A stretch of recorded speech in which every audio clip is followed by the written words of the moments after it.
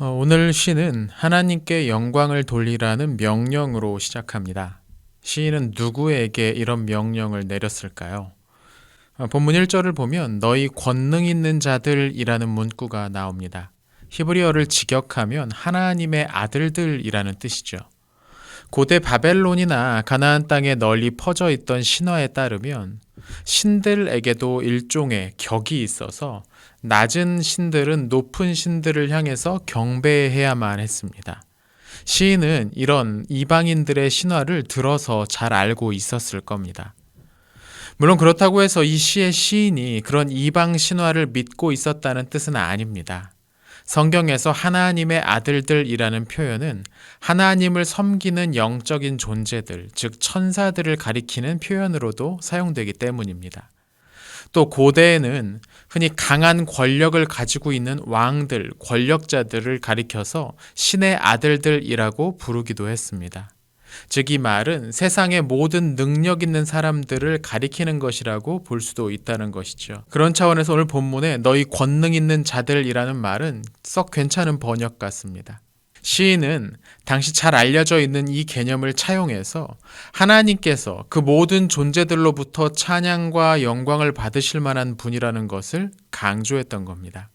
이 시에서 하나님의 능력을 강조하기 위해 자주 등장하는 소재는 물입니다. 3절을 보면 여호와의 소리가 물 위에 있다고도 말하고 또 여호와는 많은 물 위에 계신다라고 선언하기도 합니다. 10절에는 여호와께서 홍수 때에 좌정하시는 분이다라고 묘사되기도 합니다. 여러분은 이 물이라는 단어를 볼 때 어떤 느낌이 드십니까? 고대 가나안과 메소포타미아 신화에서 물은 혼돈을 가리켰습니다. 여기에 등장하는 물은 졸졸 흐르는 시냇물이 아니라 때로는 폭풍이 불어서 그 위에 있는 사람과 배를 단숨에 삼켜버리는 무서운 바다, 또는 건기 때는 아무런 물의 흔적도 보이지 않다가 우기가 되면 갑자기 쏟아져서 미처 피하지 못하는 사람들을 다 쓸어버리는 간헐 하천 같은 것을 가리킵니다. 이런 물은 누구도 통제할 수 없고 감히 그 앞에 서려고 했다가는 목숨을 장담할 수 없는 힘을 가지고 있습니다. 성경 안에도 물은 조금은 위험하고 혼란스러운 것으로 그려집니다. 가장 먼저 창조 이야기에서 온 세상이 물 아래 가라앉아 있는 그림으로 묘사되고 있죠. 어디를 봐도 질서가 보이지 않고 선한 것과 악한 것의 구분도 사라져버린 그런 상태입니다.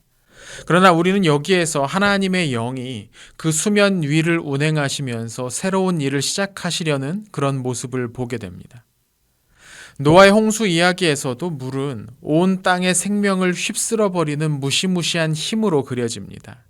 쉴 새 없이 쏟아지는 비는 땅을 물 아래로 가라앉게 만들었고 마치 세상이 시작되기 전처럼 보이게 만들었습니다. 그러나 하나님은 여기에서도 다시 한번 그분의 능력을 보여주십니다.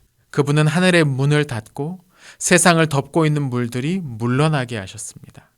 오늘 시에도 하나님은 그 물 위에 계시는 분으로 묘사됩니다. 홍수도 그분의 자리를 흔들지는 못합니다. 하나님은 이 세상을 혼란스럽게 만드는 그 모든 시도를 잠잠하게 하실 수 있는 분이십니다. 하나님의 힘있고 위험찬 목소리는 세상의 거짓된 권력의 입을 닫게 만드십니다.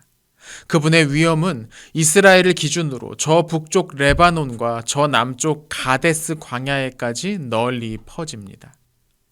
오늘 시의 핵심은 이 세상과 우리의 삶을 가득 채우고 있는 무질서, 혼란, 고통을 깨뜨릴 수 있는 분은 오직 하나님 뿐이시라는 점입니다.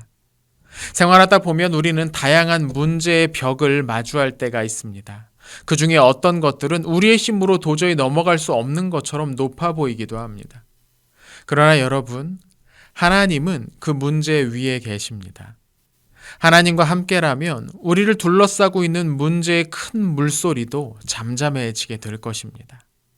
오늘 하루 우리의 삶과 함께 하시는 하나님을 깊이 인식하고 기억하는 하루가 되었으면 좋겠습니다.